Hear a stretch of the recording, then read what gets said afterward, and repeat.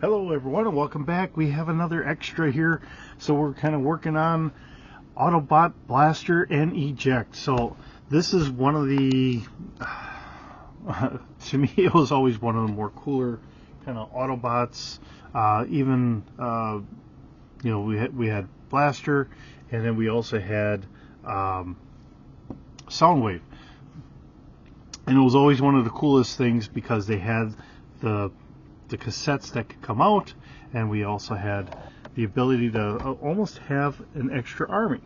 So he was a later version of the G1 toy line.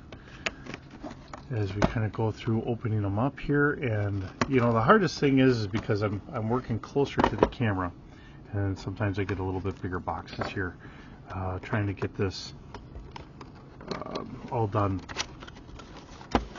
I know somebody had mentioned maybe I should get like a GoPro or something like that, and I should kind of go that way, but I don't know if I'm really sold on that idea. We will get this going here, and we will. All right, so Blaster was their communication specialist. Not that we originally, we kind of worried about that, but you look at Soundwave. Soundwave was a good espionage communication specialist for the Decepticons, and they gave him so many extra abilities because they were just trying to figure out exactly how do we kind of work these figures in the way that they did. Now I should look this up here because the original Transformers had a couple different lines that Hasbro was able to get them from, whether it was Diaclone or some of the other ones, which I admit that I don't remember which ones came from where. So, whoops. Let's see. Oh, we want.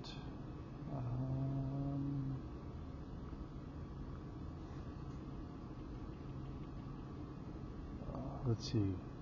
Blaster. All right. So, just kind of looking here on the Wikipedia. I mean, it is a great source for so many things because there's a gentleman out there, and I don't know his channel name. He goes through a lot more information than I ever probably will, because he's gone through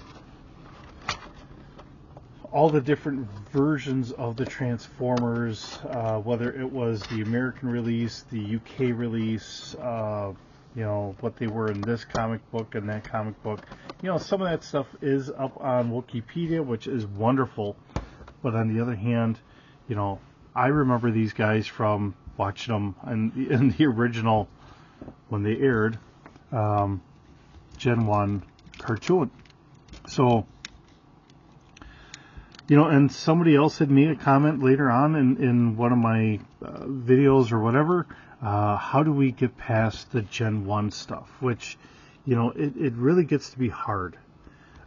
Because, and I'll say it this way because I'm an old fogey for one. For two, we were the ones that really kind of kept everything going because we had a huge lull where nothing was really out there. And this is the nostalgia from our childhood. So, therein, we would like to keep it as the nostalgia, but we also have to be willing to get over ourselves as well. And I understand that, and we do have to be able to say at some point, this stuff does have to get updated. How do we do it? I don't know. So these are some of the harder figures because we have the cassette tapes that we have here. Unfortunately, Soundwave got the better ones. In my view, I think he got some of the better cassettes because he had Rumble. Rumble looked better. Now this is Eject. And Eject isn't bad. I'm not I'm not sitting here trying to bash him, but he's on the blockier side. So in that regard, because they were trying to make sure that they didn't just copy. You look at his legs are a little blockier. In the newer versions, I think we do have oh no, that's the feet right there. Okay. We just kind of turn it sideways. That's his feet. You know, we have better technology. We can make him a little bit better, but he's got like the shoulder pieces here and all that, which is fine. And I'm not trying to, like I said, I'm not trying to bash him. I think the color scheme could have been a little bit better for him. Actually, I got him backwards here. You got to turn him around.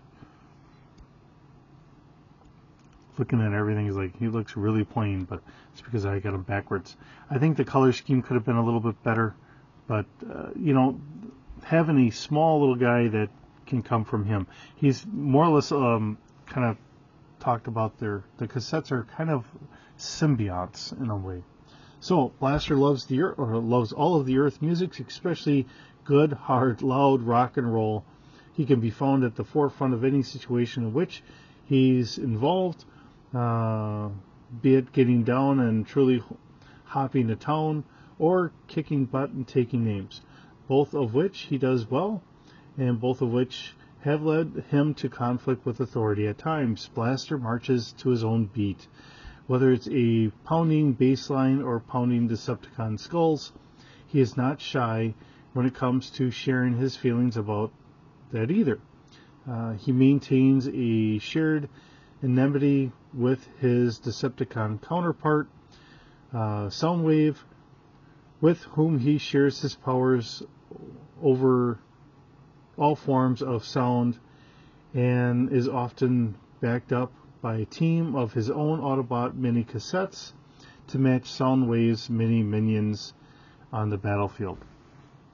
So that was always the cool thing, because you brought one of these guys in and then they could eject like another 4 little guys, which, you know, these were about human size. So whenever we saw them in the cartoon, this is the size of our humans. So whenever we're looking at them, you get that sense this is them. Okay. So if I can only get him to stand. He doesn't want to stand. I did something and now he doesn't want to stand. Okay. Transforming these were not overly difficult. And then this became his antenna. So let's try and see if we can do this very well. You know, the nice thing that they've been doing here lately is the feet. You know, they can adjust. So if you have them at a wider stance or something like that, you know, he can kind of get up here. He can maneuver. Their legs are a little on the thicker side, so if you need those ankles to kind of come out a little bit, you can do that to make them stand a little bit better. We have that availability. These are things that we didn't have in the original Gen 1 versions of this, so it's nice being able to have that, and that's part of the reason why I picked these up, because they harken back to the old days of the Gen 1, but yet they're updated, so that way we can get them a little bit more posable and everything else. So let's try and see if we can't transform them quick. Like I said, this was an easy transformation from years ago, because essentially this just kind of went up. Let's see. This comes back. Let's see here. That goes like this, if I remember correctly. That goes out. This just rolls around. Maybe I'm right, maybe I'm wrong. Sounds like I got one of my children coming home. Alright. Something ain't right here. This has to come out. That's what I'm doing wrong. And that flips. That's where I'm off. Okay. Because this covers up that. And like I said, this is a very simple transformation. This goes into there. Because we do have this hollowed out here. So once I get this figured out on the one side, it's just copy paste. Or as some of the kids have fun saying, copy pasta. I think that's probably what I'm doing wrong. I don't have that in the right position. There we go. Now it should work. Lift that up so that way the It's not binding. Okay, so you can see in the background here, that hand has to get in there. This covers everything up. We are almost there. Just needs that little extra snap here. Feels like it's all lined up. That's good there. Same thing on this. That goes over here, which that sits. You fold that up. Get the hand in there. Just pushing down slightly on the hand. And once we get this up, over, and in, then we're good. And it feels like it's just snug here. And oh, you know what I didn't do? I goofed. I gotta take that down. We gotta unfold this. That's why I'm having a problem. And there we are. And then it fits good. Now the head just kind of comes back, folds down. There we are. These are on a swivel. So now we have our mini boom box. And that was a beautiful thing. It looked, you know, just as an innocent thing. You could sit there and, you know, I can imagine as a kid having a boombox like this and just being surprised the dickens out of when suddenly it turns into a robot. I don't think you could get anything cooler than that. Let's see here. Nope, I'm right. That's got to go in here. Head flips around, and then that goes back down. So I don't know how well you can see this on the camera. Maybe you can see it good, maybe you can't. It's just not a good color. But we do have our spokes here to wind up the reel. And then we have that. So if we open this up, this is how it would go in, because that's got to be out. But on the purpose that you could see it, that would go like this. Get it all the way in there, close it up, and we would press play. And then there it would be. But I could imagine some kid sitting there with, like I said, having this just beatboxing around and saying, hey, I'm listening to some tunes, and all of a sudden it just transforms into this big old robot, and it's like, what in the dickens? And then there we are. Very, very neat, very cool. And this is, honestly, I want to say, I think this is a little bit smaller than what the original was. I think the original was a little bit bigger than this in the old Gen 1. Maybe I'm just remembering incorrectly, which is very possible. And that's there. It's got little tabs. If I can get it in there. Oh, the dickens. There we are. All right. And then, you know, you see it, and all it has to do is just kind of pull apart.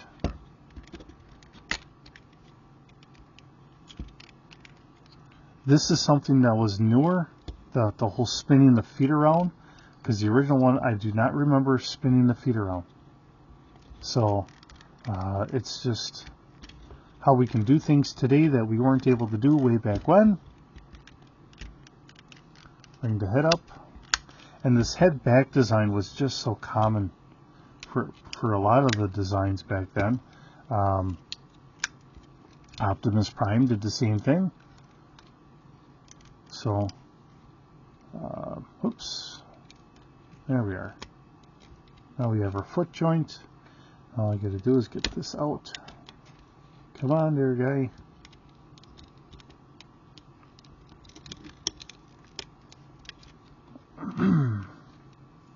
Now I know that in the lines that they were doing, they had a couple different variations. So we did have